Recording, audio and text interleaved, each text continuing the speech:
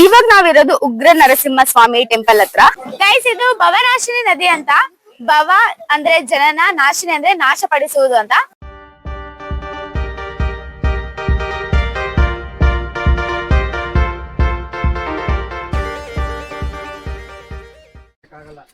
ಸಾಧಿಸ್ಬಿಟ್ವಿ guys, ಸಾಧಿಸ್ಬಿಟ್ವಿ.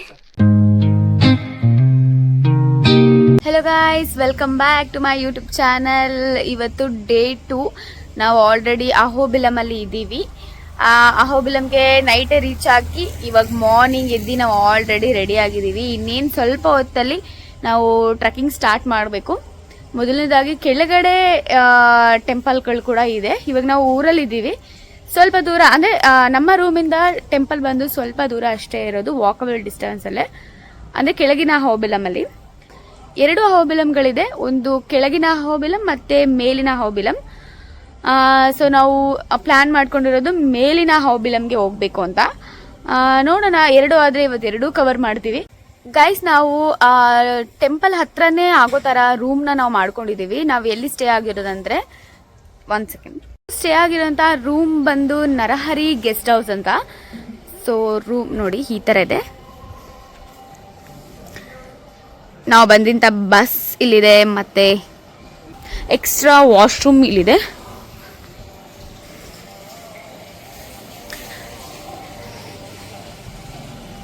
Parking facilities, ಕಾರಲ್ಲಿ ನೀವು own ವೆಹಿಕಲಲ್ಲಿ ಬಂದರೆ ನೀವು ಪಾರ್ಕಿಂಗ್ ಫೆಸಿಲಿಟೀಸ್ ಇಲ್ಲಿ ಮಾಡ್ಬೋದು. ಆರ್ ಯಾರಾದರೂ ಫೈರ್ ಕ್ಯಾಂಪ್ ಹಾಕಬೇಕು, ನೈಟು ಎಂಜಾಯ್ ಮಾಡಬೇಕು ಅಂತಂದರೆ ಈ ಜಾಗದಲ್ಲಿ ನೀವು ಫೈರ್ ಕ್ಯಾಂಪ್ನ ಹಾಕೋಬೋದು.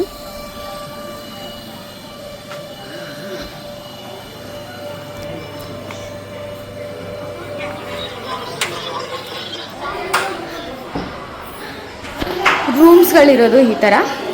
ಮೇಲೆಗಡೆ ಕೂಡ ರೂಮ್ಸ್ ಇದೆ, ಸೇಮ್ ಈ ಥರ ಹೇಗಿದೆ ಆ ಥರನೇ.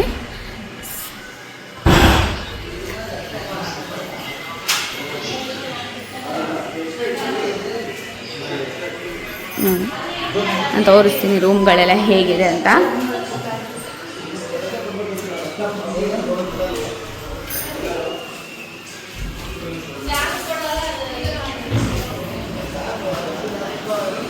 ನೋಡಿ ಗೈಸ್, ಈ ಥರ ರೂಮ್ ಇದೆ. ಬೆಡ್ ಆ್ಯಂಡ್ ರೂಮ್ ಕೂಡ ಫುಲ್ ಕ್ಲೀನಾಗಿ ಇಟ್ಕೊಂಡಿದ್ದಾರೆ. ವಾಶ್ರೂಮ್ ಇದೆ, ಬೆಡ್ ಇದೆ. ಆ್ಯಂಡ್ ಗೈಸ್, ಈ ರೂಮಿಗೆ ಬಂದು ಪರ್ ಪರ್ಸನ್ ಲೆಕ್ಕ ತಗೊತಾರೆ. ಅಂದರೆ 4 ಮೆಂಬರ್ಸ್, 5 ಮೆಂಬರ್ಸ್, 6 ಮೆಂಬರ್ಸ್ ಈ ಥರ ರೂಮ್ಸ್ಗಳು ಅವೈಲೇಬಲ್ ಇದೆ. ನಾವು 3-4 ರೂಮ್ಸ್ ತೊಗೊಂಡಿದ್ದೀವಿ. 4 ಪರ್ಸನ್, 5 ಪರ್ಸನ್ ಅಂದರೆ ಪರ್ ಪರ್ಸನ್ ಲೆಕ್ಕ ಕೂಡ ಇದೆ. ಸೊ ಅಂದರೆ ಇದು ಹೇಳೋಕ್ಕಾಗಲ್ಲ ಗೈಸ್, ಯಾಕಂದರೆ ಸೀಸನ್ ಮೇಲೆ ಡಿಪೆಂಡ್ ಆಗುತ್ತೆ ರೂಮ್ ಪ್ರೈಸ್ಗಳು. ಸೊ ನೀವು ಯಾವ ಸೀಸನಲ್ಲಿ ಬರ್ತೀರಾ ಆ ಸೀಸನಲ್ಲಿ ಪ್ರೈಸ್ ನೀವು ನೋಡ್ಕೊಂಡು ಮಾಡೋಣ. ದೇವಸ್ಥಾನ ಅಕ್ಕಪಕ್ಕದಲ್ಲಿ ಕೂಡ ರೂಮ್ಸ್ಗಳು ಅವೈಲೇಬಲ್ ಇದೆ. ತುಂಬಾ ರೂಮ್ಸ್ಗಳಿದೆ, ನೀವು ನೋಡಿಕೊಂಡು ಮುಂಚೆನೇ ಬುಕ್ ಮಾಡ್ಕೋಬೇಕಾಗುತ್ತೆ. ಆ್ಯಂಡ್ ಇಲ್ಲಿ ಬಂದು ಮಾಡ್ತೀರಾ ಅಂತಂದ್ರೆ ಸ್ವಲ್ಪ ಕಷ್ಟ ಆಗುತ್ತೆ. ಎಲ್ಲ ಆಲ್ರೆಡಿ ಮಾಡ್ಕೊಂಡು ಬಂದಿರ್ತಾರೆ ಆನ್ಲೈನಲ್ಲಿ. ಅವ್ರು ಮುಂಚೆನೇ 1 ವೀಕ್ ಮುಂಚೆನಾದರೂ ನೀವು ಮಾಡಿಕೊಂಡ್ರೆ ನಿಮ್ಗೆ ಬೆಸ್ಟ್ ಅಂತ ಹೇಳ್ಬೋದು. ಮಾರ್ನಿಂಗ್ಗೆ ತಿಂಡಿ ಬೇಕು. ತಿಂಡಿ ತಿನ್ನಬೇಕು ಅಂತಂದರೆ ಇಲ್ಲಿ ಆಲ್ಮೋಸ್ಟ್ ಟೈಮ್ ಬಂದು 5:30, 6 o'clock ಆಗೋಕ್ಕೆ ಬಂದಿದೆ. ನಾವು 6 o'clock ಅಷ್ಟರಲ್ಲಿ ಟ್ರೆಕ್ಕಿಂಗ್ ಸ್ಟಾರ್ಟ್ ಮಾಡಬೇಕು ಅಂದ್ಕೊಂಡ್ವಿ. ಸ್ವಲ್ಪ ಲೇಟ್ ಆಗಿದೆ. ಅಲ್ಲಿ ಹೋಗ್ತಾ ನಮಗೆ ತಿಂಡಿಗಳು ಸಿಗುತ್ತಾ ಇಲ್ವಾ ಗೊತ್ತಿಲ್ಲ. ಅದಕ್ಕೋಸ್ಕರ ಇಲ್ಲೇ ನಾವು ತಿಂಡಿಗಳು ಎಲ್ಲರಿಗೂ ರೆಡಿ ಮಾಡ್ಕೊತಾ ಇದ್ದೀವಿ. ತಿಂಡಿ ಎಲ್ಲ ನಾವು ಇಲ್ಲೇ ರೆಡಿ ಮಾಡ್ಕೊಂಡ್ವಿ. ಅದು ಬಂದು ಬ್ರೆಡ್ ಮತ್ತು ಜಾಮ್ ಮತ್ತು ಫ್ರೂಟ್ಸು, ಪಪ್ಪಾಯ ಮತ್ತು ಆ್ಯಪಲ್, ಬಾಳೆಹಣ್ಣು, ಅದೇ ಆದಮೇಲೆ ಜ್ಯೂಸ್, ಈ ಥರ ನಾವು ರೆಡಿ ಮಾಡಿಕೊಂಡು ನಮ್ಮ ಜರ್ನಿನ ಸ್ಟಾರ್ಟ್ ಮಾಡಿ ಬರ್ತಾ ಇದೆ. ನೋಡಿ ಗಾಯ್ಸ್, ಹಂಗಲ್ಲ ಹಿಂಗೆ.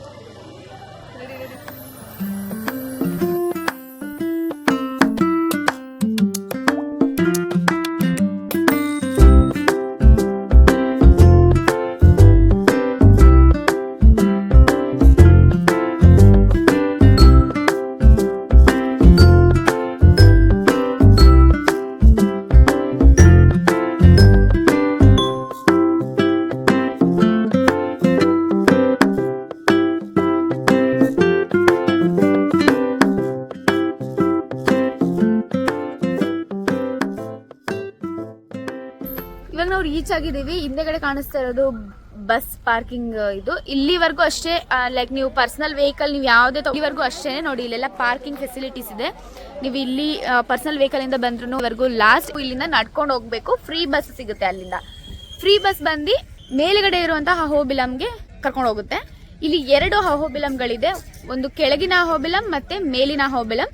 ಕೆಳಗಿನ ಅಹೋಬಿಲಂ ಅಲ್ಲಿ ಕೂಡ ಟೆಂಪಲ್ಗಳಿದೆ, ಮತ್ತೆ ಮೇಲಿನ ಅಹೋಬಿಲಂಗಳಲ್ಲಿ ಕೂಡ ಟೆಂಪಲ್ಗಳಿದೆ. 2 ಟೆಂಪಲ್ಗಳು ವಿಸಿಟ್ ಮಾಡಬೇಕು ಅಂತ ಅನ್ಕೊಂಡಿದೀವಿ. ಸೊ ಸ್ಟಾರ್ಟಿಂಗ್ ಅಲ್ಲಿ ನಾವು ಇವಾಗ ಟ್ರಕ್ಕಿಂಗ್ ಸ್ಟಾರ್ಟ್ ಮಾಡ್ಬಿಡೋಣ ಬೆಳಗ್ಗೆನೆ ಅಂತ ಇವಾಗ ಮೇಲಿನ ಅಹೋಬಿಲಂ ಟೆಂಪಲ್ಗೆ ಹೋಗ್ತಾ ಇದೀವಿ. ಮೇಲಿನ ಅಹೋಬಿಲಂ ಟೆಂಪಲ್ಗೆ ಹೋಗ್ಬೇಕು ಅಂತಂದ್ರೆ ಇಲ್ಲಿಂದ ನಾವು ಫ್ರೀ ಬಸ್ ಇದೆ, ಫ್ರೀ ಬಸ್ ಅಲ್ಲಿ ಹೋಗ್ಬೇಕಾಗುತ್ತೆ. ಇಲ್ಲೇ ಇರ್ತೀರಾ ನೀವು? ನಮ್ಮ ಅತ್ತೆನು ನಮ್ಮ ಮಮ್ಮಿ ಇಲ್ಲೇ ಉಳ್ಕೊಂತಿದ್ದಾರೆ. ಅವರು ಟ್ರಕ್ಕಿಂಗ್ ಮಾಡಕ್ ಆಗಲ್ಲ, ಅದಕ್ಕೋಸ್ಕರ ಬಸ್ಸಲ್ಲಿ ಅವ್ರು ಇಲ್ಲಿ ಟೆಂಪಲ್ ಓಪನ್ ಆದ್ಮೇಲೆ ಟೆಂಪಲ್ ಅಲ್ಲಿ ಇರ್ತಾರೆ. ನಾವು ರಿಟರ್ನ್ ಬರೋವರೆಗೂ ಹುಷಾರಾಗಿರ್ರಿ. Thank you, bye bye.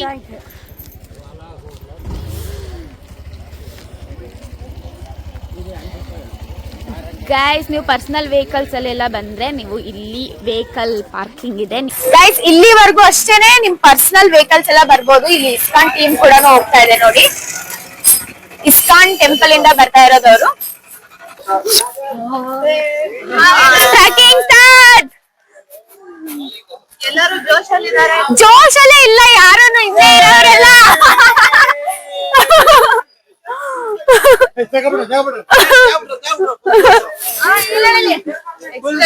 Exercise warm up. ಅದು ಟ್ರೆಕಿಂಗ್ ಸ್ಟಾರ್ಟ್ ಮಾಡೋದಕ್ಕೆ ನಮ್ ಗ್ಯಾಂಗ್ ಹೋಗ್ತಾ ಇದೆ ಟ್ರೆಕ್ಕಿಂಗ್ಗೆ. ಚಳಿ ಆಗ್ತಾ ಇದೆ ಗಾಯ್ಸ್ ಬೆಳಗ್ಗೆ. ಆಮೇಲೆ ಟ್ರೆಕ್ಕಿಂಗ್ ಸ್ಟಾರ್ಟ್ ಆದ್ಮೇಲೆ ಶೆಕೆ ಆಗುತ್ತೆ 100%. ಅದ್ ಮಾಡ್ಬೇವಾಗ್ಲೇ ನೋಡಿ. ಹೋಗೆ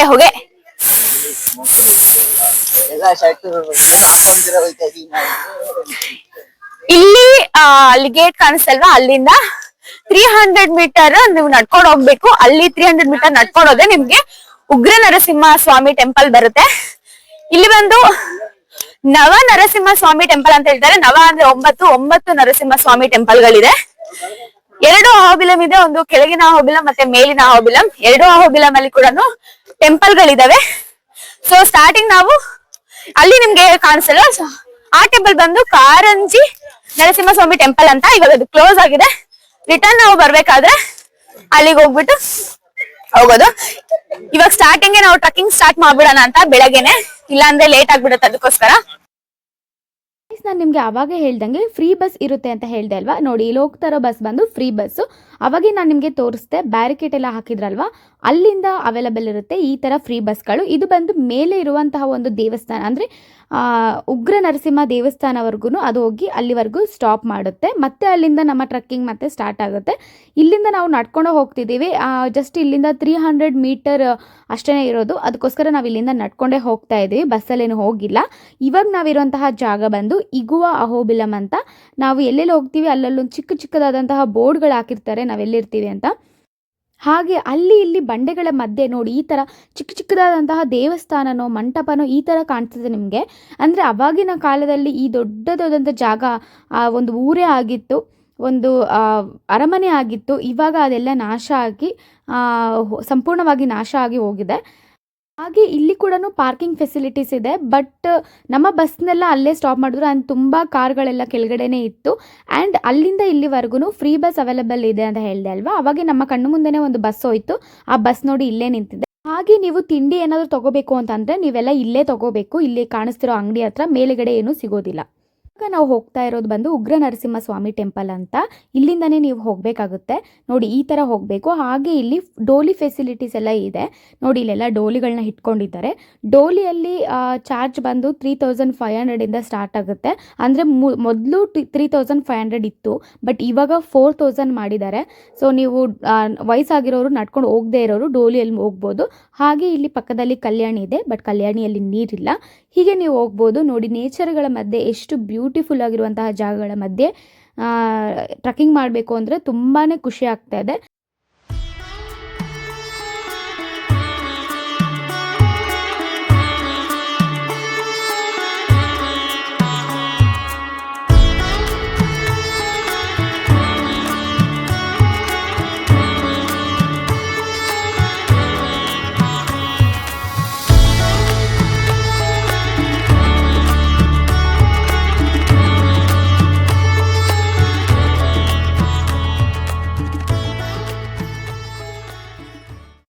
ಸ್ಟೆಪ್ಸ್ ಹತ್ಕೊಂಡು ಮೇಲೆ ಬಂದರೆ ಇಲ್ಲಿ ದೊಡ್ಡದಾದಂತಹ ಬೋರ್ಡ್ ಹಾಕಿದ್ದಾರೆ. ಇಲ್ಲಿ 9 ನರಸಿಂಹ ದೇವರ ದೇವಸ್ಥಾನದ ಫೋಟೋ ಮತ್ತು ಹೆಸರನ್ನ ಹಾಕಿದ್ದಾರೆ. ಉಗ್ರ ನರಸಿಂಹ, ಜ್ವಾಲ ನರಸಿಂಹ, ಮಲೋಲ ನರಸಿಂಹ, ಹಾಗೆ ವರಹ ನರಸಿಂಹ ಮತ್ತು ಪವನ ನರಸಿಂಹ, ಭಾರ್ಗವ ನರಸಿಂಹ, ಯೋಗಾನಂದ ನರಸಿಂಹ, ಛತ್ರಾವತಾರ ನರಸಿಂಹ, ಹೀಗೆ 9 ನರಸಿಂಹ ದೇವರ ಫೋಟೋನ ಹಾಕಿದ್ದಾರೆ. ಇಲ್ಲಿ ನೋಡಿ ಕಾರಂಜ ನರಸಿಂಹ ದೇವರ ಫೋಟೋ ಕೂಡ ಇದೆ. ಆ್ಯಕ್ಚುಲಿ ಎಲ್ಲ ತೆಲುಗು ಭಾಷೆಯಲ್ಲಿದೆ. ಸೊ ತೆಲುಗು ಕನ್ನಡ ಸ್ವಲ್ಪ ಸಿಮಿಲರ್ ಆಗಿರೋದ್ರಿಂದ ಸ್ವಲ್ಪ ಓದೋಕ್ಕೆ ಈಸಿ ಆಗಿದೆ. ಹಾಗೆ ನಾವಿವಾಗ ಬಂದಿದ್ದೀವಿ ಮೊದಲನೇದಾಗಿ ಉಗ್ರ ನರಸಿಂಹ ದೇವಸ್ಥಾನಕ್ಕೆ. ಇವಾಗ ನಾವಿರೋದು ಉಗ್ರ ನರಸಿಂಹ ಸ್ವಾಮಿ ಟೆಂಪಲ್ ಹತ್ರ. ಉಗ್ರ ನರಸಿಂಹ ಸ್ವಾಮಿ ಟೆಂಪಲ್ ಬಂದು ತುಂಬಾ ಪ್ರಧಾನವಾದಂತ ಟೆಂಪಲ್. 9 ಟೆಂಪಲ್ಗಳು ನೀವು ದರ್ಶನ ಮಾಡಕ್ ಆಗದೆ ಇರೋರು ಈ ಟೆಂಪಲ್ ನೀವು ದರ್ಶನ ಮಾಡ್ಕೊಂಡ್ರೆ ನಿಮ್ ಸಾಕು. ಅಂಡ್ ಇನ್ನೊಂದ್ ಏನಂತಂದ್ರೆ ಇಲ್ಲಿ 9 ನರಸಿಂಹ ಸ್ವಾಮಿ ಟೆಂಪಲ್ಗಳಿದೆ. ನವ ನರಸಿಂಹ ಸ್ವಾಮಿ ಟೆಂಪಲ್ ಅಂತ, ನವ ಅಂದ್ರೆ 9 ನರಸಿಂಹ ಸ್ವಾಮಿ ಟೆಂಪಲ್ಗಳಿದೆ. 9 ನರಸಿಂಹ ಸ್ವಾಮಿ ಟೆಂಪಲ್ ಕೂಡ ಒಂದೊಂದು ಗ್ರಹದ ಅಧಿಪತಿಗಳಾಗಿರುತ್ತೆ. ಇದು ಉಗ್ರ ನರಸಿಂಹ ಸ್ವಾಮಿ ಟೆಂಪಲ್. ಈ ಗ್ರಹದ ಅಧಿಪತಿ ಬಂದು ಗುರುಗ್ರಹ. ಗುರುದೋಷ ಇರೋರು ನೀವು ಇಲ್ಲಿ ಬಂದು ಪರಿಹಾರ ಮಾಡ್ಕೋಬಹುದು. ಇಲ್ಲಿ ನಿಮ್ಗೆ ಕೋಲ್ಗಳು ಸಿಗುವಂತ ಜಾಗ ಇದು. ಎಷ್ಟ್ರಿ? ಒಂದ್ ಕೋಲ್ 10 ರೂಪಾಯಿನಾ? ಒಂದು ಕೋಲು 10 ರೂಪಾಯಿ ಇದೆ. ಅಂಡ್ ಇದು ಸೀಸನ್ ಮೇಲೆ ಕೂಡ ಡಿಪೆಂಡ್ ಆಗುತ್ತೆ ಗೈಸ್ ನಿಮ್ಗೆ. ಯಾಕಂದ್ರೆ ನೀವು ಸೀಸನ್ ಅಲ್ಲಿ ಬಂದಾಗ ನಿಮ್ಗೆ 50 ರುಪೀಸ್ 100 ರುಪೀಸ್ ಕೂಡ ನಿಮ್ಗೆ ಚಾರ್ಜ್ ಮಾಡ್ತಾರೆ. ನೀವು ಸ್ಟಿಕ್ ಅನ್ನು ತಗೊಂಡೋಗೋದ್ರಿಂದ ನಿಮ್ಗೆ ಯೂಸ್ ಆಗುತ್ತೆ. ಯಾಕಂದ್ರೆ ಮುಂದೆ ಕೋತಿಗಳು ಇರುತ್ತೆ. ನೀವೇನಾದ್ರೂ ಬ್ಯಾಗ್ ಕ್ಯಾರಿ ಮಾಡೋ ತರ ಇದ್ರೆ ನಿಮ್ಗೆ ಕೋತಿಗಳು ಇರುತ್ತೆ, ನೀವು ಅದಕ್ಕೆ ಯೂಸ್ ಮಾಡ್ಬೋದು. ಅಂಡ್ ಮುಂದೆ ಹೋಗ್ತಾ ಹೋಗ್ತಾ ಟ್ರಕ್ ಸ್ವಲ್ಪ ಕಷ್ಟ ಆಗ್ಬೋದು, ಕಲ್ಲುಗಳು ನೀರುಗಳು ಇರುತ್ತೆ. ಸೊ ಅದು ಇಟ್ಕೊಂಡು ಹೋಗೋದ್ರಿಂದ ಈಸಿ ಆಗುತ್ತೆ ನಾವು ಟ್ರಕ್ಕಿಂಗ್ ಮಾಡೋದಕ್ಕೆ. ಅದಕ್ಕೋಸ್ಕರ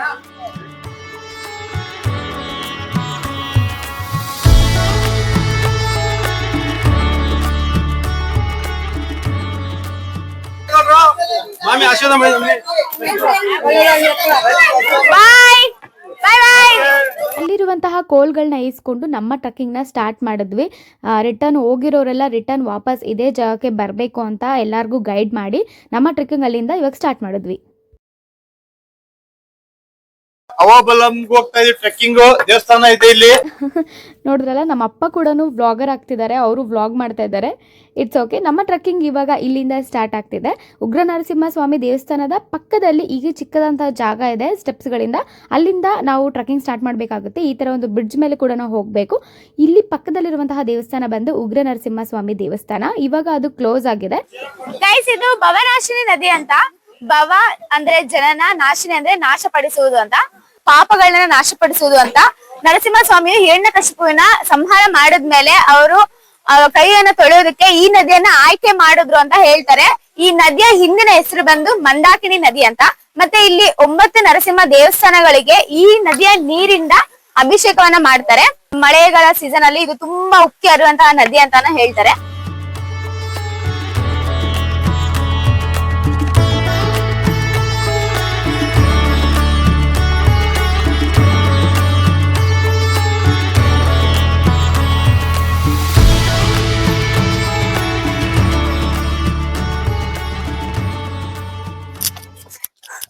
ಕಾಡುಗಳ ಮಧ್ಯದಲ್ಲಿದೆ ಇದು ಟೆಂಪಲ್.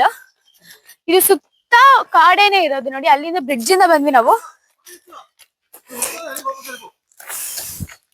ಇದು ಸುತ್ತ ಕಾಡೇ ಇರೋದು. ಈ ಕಾಡಿನ ಹೆಸರು ನಲ್ಲಮಲ ಕಾಡ್ ಅಂತ, ಫಾರೆಸ್ಟ್.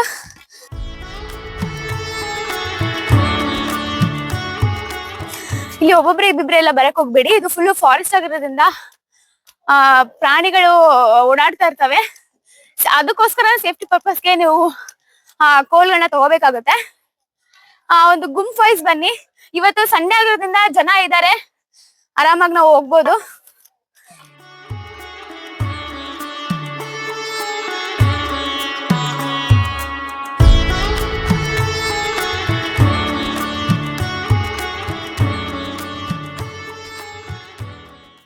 ಗೈಸ್, ಇಲ್ಲಿ ಬೋರ್ಡ್ ಹಾಕಿದ್ದಾರೆ ನೋಡಿ. ಇಲ್ಲಿ ಪ್ಲಾಸ್ಟಿಕ್ ಬ್ಯಾಗ್ಸ್, ಕ್ಲೋತ್ಸ್ ಯಾವುದನ್ನು ಬಿಸಾಕ್ಬೇಡಿ ಅಂತ. ಯಾಕಂತಂದರೆ ಫಾರೆಸ್ಟ್ ಏರಿಯಾ ಆಗಿರೋದ್ರಿಂದ ಯಾರೂ ಬಂದು ಇಲ್ಲಿ ಕ್ಲೀನ್ ಮಾಡೋದಿಲ್ಲ. ನೀವು ಪ್ಲಾಸ್ಟಿಕ್ ಆಗಲಿ ಕ್ಲೋತ್ಸ್ ಆಗಲಿ ಈ ಥರ ಬಿಸಾಕಿದ್ರೆ ಯಾರೂ ಬಂದು ಕ್ಲೀನ್ ಮಾಡೋದಿಲ್ಲ. ಇಲ್ಲಿ ಬಂದಿರೋ ಜನ ಕೂಡ ಅಷ್ಟೇ, ನೀವೇನಾದರೂ ವಾಟರ್ ಬಾಟ್ಲು ತೊಗೊಂಡು ಬಂದರೆ ಏನಾದರೂ ತೊಗೊಂಡು ಬಂದರೆ ಕವರ್ಸ್ನ ದಯವಿಟ್ಟು ನಿಮ್ಮ ಬ್ಯಾಗಲ್ಲಿ ಹಾಕ್ಕೊಂಡು ಹೋಗಿ ಹೊರಗಡೆ ಡಸ್ಟ್ಬಿನ್ ಏನಾದರೂ ಇದ್ದರೆ ಅಲ್ಲಿ ಹೋಗಿ ಹಾಕಿ.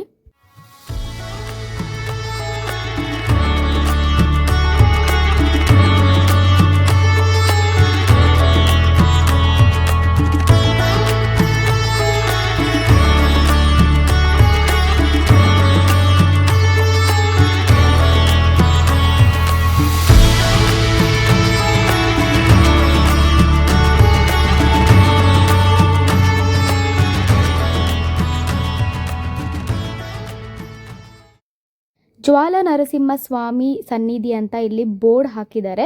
ಸೊ ನಾವು ಈ ಥರ ಹೋಗಬೇಕಾಗುತ್ತೆ, ಈ ರೂಟಿಂದ ಹೋಗಬೇಕಾಗುತ್ತೆ. ಇವಾಗ ಆ್ಯಕ್ಚುಲ್ ನಾವು ಕೋಲ್ ಏನಕ್ಕೆ ತೊಗೊಂಡ್ವಿ ಅನ್ನೋದು ಗೊತ್ತಾಗುತ್ತೆ. ಯಾರಾದರೂ ಅಹೋಬಿಲಮ್ಗೆ ನೀವು ಪ್ಲ್ಯಾನ್ ಮಾಡ್ತಿದ್ದೀರಾ ಅಂತಂದರೆ ಪ್ಲ್ಯಾನ್ನ ಮಾತ್ರ ದಯವಿಟ್ಟು ಕ್ಯಾನ್ಸಲ್ ಮಾಡ್ಕೋಬೇಡಿ. ನಿಜವಾಗ್ಲೂ ಹೋಗ್ಬಿಟ್ಟು ಬನ್ನಿ.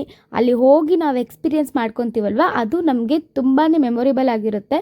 ನೋಡಿ, ಈ ಥರ ಕಲ್ಲು ಬಂಡೆಗಳು, ಅಲ್ಲಿನ ಹರಿಯುವ ನೀರು, ಈ ಥರದ ಮಧ್ಯೆ ನಾವು ಹೋಗ್ತಾ ಇದ್ದೀವಿ. ನೋಡಿ, ಇಲ್ಲಿ ಭವನಾಶಿನಿ ನದಿಯ ನೀರು ಎಷ್ಟು ಕ್ಲೀನಾಗಿದೆ ಅಂದರೆ ನೀರು ಅಷ್ಟು ಕ್ಲೀನಾಗಿದೆ. ಆ್ಯಂಡ್ ಸ್ವಲ್ಪ ಜಾಗ ಕಲ್ಲುಗಳ ಮಧ್ಯೆ ನಡ್ಕೊಂಡು ಹೋಗಬೇಕು, ಆ್ಯಂಡ್ ಸ್ವಲ್ಪ ಜಾಗ ಸ್ಟೆಪ್ಸ್ಗಳಿರುತ್ತೆ. ಹೀಗೆ ನಮ್ಮ ಜರ್ನಿ ಹೀಗೆ ಕಂಟಿನ್ಯೂ ಆಗ್ತಾ ಹೋಯಿತು. ಆ್ಯಂಡ್ ಈ ಥರ ಒಂದು ಟ್ರಕ್ಕಿಂಗ್ ನಮ್ಮ ಲೈಫಲ್ಲಿ ಒಂದು ಎಕ್ಸ್ಪೀರಿಯೆನ್ಸ್ ಇರಬೇಕು. ತುಂಬಾ ಚೆನ್ನಾಗಿರುತ್ತೆ. ಅಲ್ಲಿ ಭವನಾಶಿ ನದಿಯ ನೀರುಗಳು ಅಂದರೆ ನದಿಯ ನೀರು ಕಮ್ಮಿ ಆಗಿದೆ ತುಂಬ. ಮಳೆಗಾಲದಲ್ಲಿ ತುಂಬ ಉಕ್ಕಿ ಹರಿಯುವಂತಹ ನದಿ ಇದು. ಮಳೆಗಾಲದಲ್ಲಿ ಆ್ಯಕ್ಚುಲಿ ಈ ದೇವಸ್ಥಾನ ಕ್ಲೋಸ್ ಆಗಿರುತ್ತೆ. ಯಾಕಂದರೆ ಇವಾಗ ನಾವು ನಡ್ಕೊಂಡು ಬರ್ತಾ ಇರೋ ಜಾಗದಲ್ಲಿ ಪೂರ್ತಿ ಭವನಾಶಿ ನದಿ ಹರಿತಾ ಇರುತ್ತೆ.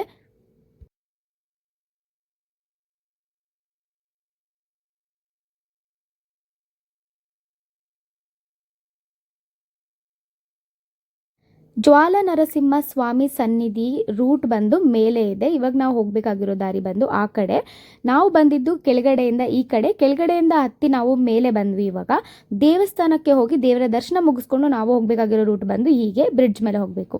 ಹಾಗೆ ಇಲ್ಲಿ ನೋಡಿ ಡೋಲಿಗಳು ಬರ್ತಾ ಇದೆ. ನೋಡಿ, ಡೋಲಿಯಲ್ಲಿ ಬರ್ತಾ ಇದ್ದಾರೆ ಜನಗಳು. ವಯಸ್ಸಾಗಿರೋರು, ಮೆಟ್ಲುಗಳನ್ನ ಹತ್ತಕ್ಕೆ ಆಗದೆ ಇರೋರು ಈ ಥರ ಡೋಲಿಯಲ್ಲಿ ಬರ್ತಾರೆ. ಆ್ಯಂಡ್ ತುಂಬ ಜನ ವಯಸ್ಸಾಗಿರೋರು ಕೂಡ ಇಲ್ಲಿ ಹತ್ಕೊಂಡು ಹೋಗ್ತಾ ಇದ್ದಾರೆ. ನಮ್ಮಂಥವ್ರಿಗೆಲ್ಲ ಅವರೇ ಇನ್ಸ್ಪಿರೇಷನ್ ಅಂತಲೇ ಹೇಳ್ಬೋದು. ವಯಸ್ಸಿರೋ ಕಾಲದಲ್ಲಿ ಎಲ್ಲರೂ ಬಂದು ಈ ಥರ ಒಂದು ಎಕ್ಸ್ಪೀರಿಯೆನ್ಸ್ ಮಾಡ್ಕೊಳ್ಳಿ. ವಯಸ್ಸಾದಮೇಲೆ ನಾವು ಈ ಥರ ಎಲ್ಲ ಎಂಜಾಯ್ ಮಾಡೋದಕ್ಕಾಗಲ್ಲ ಅಂತ ಇದು ಜಸ್ಟ್ ಒಂದು ಎಕ್ಸಾಂಪಲ್ ಅಷ್ಟೇ. ಗೈಸ್, ಇವಾಗ ನಾವು ಆಲ್ಮೋಸ್ಟ್ ರೀಚ್ ಆಗಿದ್ದೀವಿ. ಅಲ್ಲಿ ಕಾಣಿಸ್ತಿದೆ ಅಲ್ವಾ, ಅದೇ ಜ್ವಾಲ ನರಸಿಂಹ ಸ್ವಾಮಿ ದೇವಸ್ಥಾನ. ಆ ನೇಚರ್ಗಳ ಮಧ್ಯದಲ್ಲಿ, ಆ ಬಂಡೆಗಳ ಮಧ್ಯದಲ್ಲಿ ಎಷ್ಟು ಚೆನ್ನಾಗಿ ಆ ದೇವಸ್ಥಾನವನ್ನು ಕಟ್ಟಿದ್ದಾರೆ ನೋಡಿ. ನಿಜವಾಗ್ಲೂ ತುಂಬಾ ಗ್ರೇಟ್.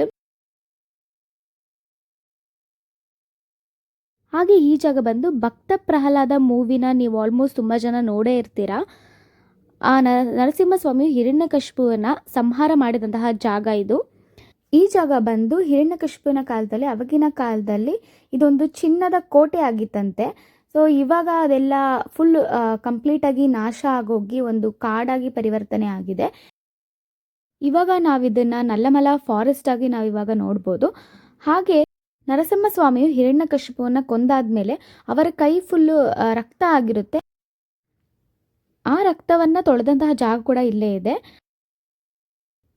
ರಕ್ತಕುಂಡ.